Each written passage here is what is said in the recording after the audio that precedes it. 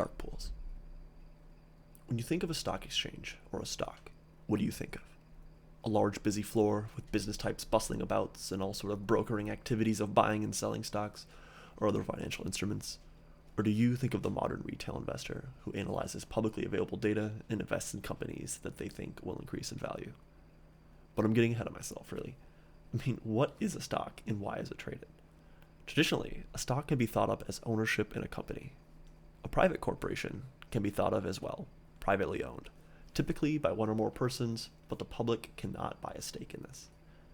Whereas a public corporation is done by splitting up equal parts of the ownership into fractional pieces called stocks. For instance, if Acom Company had 100 shares, or stocks, or equity, all the same thing really, you, the investor, could buy any number one of those 100 shares if the current owner wanted to sell. Now this is a vast oversimplification, but it kind of carries on to the next point and the idea of this video, which is a dark pool. It's a fancy and intriguing name, I know, just wait. But if I wanted to sell my stock, I could spend vast amount of time of asking people on the street, or maybe even list it on Facebook Marketplace. However, the best way to do this would be to head to a public exchange or stock exchange. Have you ever heard of the New York Stock Exchange? In these markets, buyers and sellers come together and list and sell their shares to other people who want to buy them.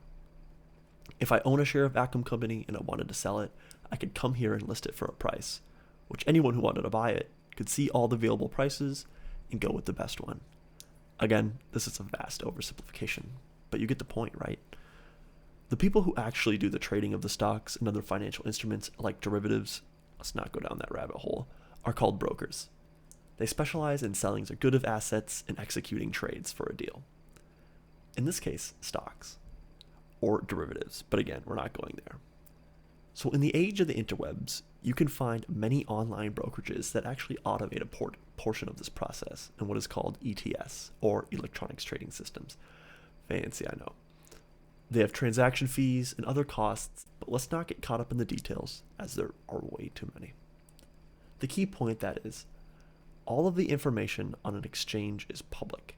It is well known and anyone can see the market prices. Again, the stock exchange is equal to publicly available data. There are some exclusions because brokers can see who is buying and selling, and this may not be available to retail investors, but in essence, it's all public. The volume, the amounts, the prices, and it's all well known. So now, we get to the idea of the dark pool. No, it's not the name of some horror film or the album from an indie Aussie rock band called Thornhill. It's actually a whole exchange that caters to the anonymity of trades being executed privately away from those pesky nerds on Wall Street bets. A dark pool, which falls under the classification of ATS, or Alternative Trading System by the SEC, is an unlit exchange that allows for large institutional investors to make block trades without causing a swing in market prices. Simply put, if I were trying to sell 500,000 shares in NVDA Corp., the market at large would be able to see me trying to execute this large trade known as a block trade, and they would either 1, follow the trade in any kind of strategy I concocted up to that point, or 2, the market price of the share in question would be so greatly affected by this execution that it would destroy any potential gains and maybe adversely affect the price of the stock. Now, the case for and against this type of facility, the dark pool, strays well beyond the scope of this expose. However, it is important to note that dark pools and alternative trading systems are just as regulated and scrutinized as any other lit exchange, such as the New York Stock Exchange by the Securities and Exchange Commission and the Federal Trade Commission. FINRA publishes data every week that sheds light on the activities that occur inside dark pools and alternative trading systems. This activity shows who is trading what, at what volume, and some specific price data. This brings us to the penultimate point of this video, which is how much trading occurs on lit exchanges versus dark pools. According to research, average volumes have increased from 16% in 2014 to 40% in 2017. However, using the data provided from FINRA in a composite data of all trades on publicly listed exchanges in the US, if we compare the total amount of shares traded during a fixed period, last week, we can see that the shares traded on alternative trading systems compose around 3% of total US volume. Now, this is a hard statement to definitively say is correct. The amount can change over time, not all trades can be captured by FINRA releases, and there are other mitigating factors.